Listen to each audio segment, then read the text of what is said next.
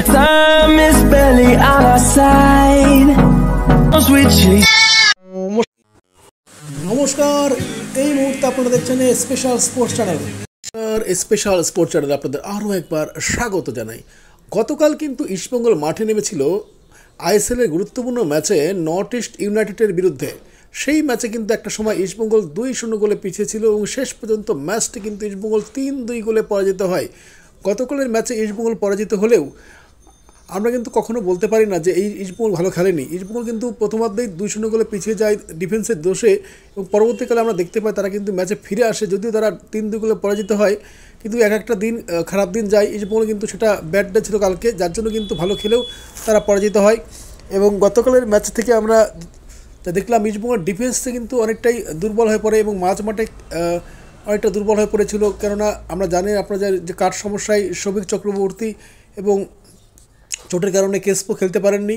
ফলে ক্রেসপো এবং শোভিক চক্রবর্তী এই দুই ফুটবলার যারা প্রথম একাদশের নিয়মিত ফুটবলার, তারা না থাকায় ইস্টবেঙ্গল কিন্তু মাঝমাঠ অনেকটাই দুর্বল হয়ে পড়েছিল। এবং সেই সুযোগকে কাজে লাগিয়ে নর্থ ইস্ট ইউনাইটেড কিন্তু বলতে গেলে তারা ঝড়ের গতিতে একের পর এক আক্রমণের ঢেউ তারা নিয়ে আসে ইস্টবেঙ্গলের ডিফেন্সে, এবং শেষ পর্যন্ত তারা কিন্তু প্রথমার্ধেই 2-0 গোলে এগিয়ে যায়। এবং শেষ পর্যন্ত ইস্টবেঙ্গল কিন্তু 2 গোল শোধ করে দেয়, এবং আর একটু সময় থাকলে হয়তো আরেকটি গোলও তারা শোধ করে দিতে পারত। গতকাল ম্যাচের শেষে দিয়ে কিন্তু ইস্টবেঙ্গলের আক্রমণে ঝড় তোলে। এবং গতকালের আপনারা জানেন যে গতকালের ম্যাচেই ইস্টবেঙ্গলের হয়ে 2 বিদেশি ফুটবলারের আগমন ঘটে। ভিক্টর যেমন মাঝমাঠে নেতৃত্ব দেন, তেমনি কিন্তু শেষের দিকে আমরা দেখতে পাই যে ফেলিসিও ব্রাউনকেও কিন্তু মাঠে নামানো হয়। এবং ফেলিসিও ব্রাউন, যার জেট লাগি কাটেনি, তিনি বলতে গেলে বিমান যাত্রার যার ঢকলই কাটেনি, তিনি কিন্তু মাঠে নেমেই ইস্টবেঙ্গলের হয়ে প্রথম ম্যাচেই একটি গোল করেন। এবং যার ফলে বোঝা যাচ্ছে এই ফুটবলারটির কিন্তু খুব সুযোগ সন্ধানী, এবং তিনি কিন্তু যে কোনো মুহূর্তে গোল করার মতো ক্ষমতা রাখেন।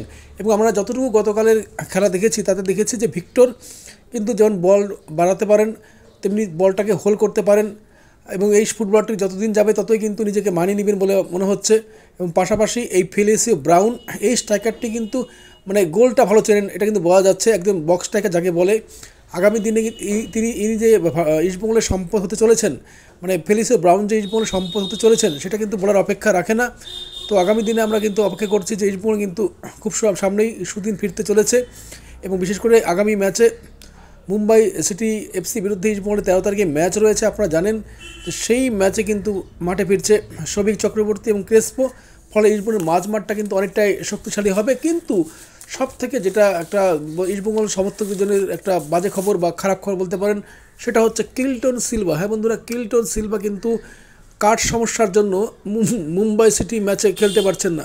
হ্যাঁ বন্ধুরা, 13 তারিখের মুম্বাই সিটি এফসি বিরুদ্ধে ইস্টবেঙ্গলের ক্যাপ্টেন কিল্টন সিলভা কিন্তু মাঠে থাকছেন না, সেটাই কিন্তু একটা খারাপ খবর। তাছাড়া কিন্তু শোভিক চক্রবর্তী, ক্রেসপোরা কিন্তু মাঠে ফিরছেন।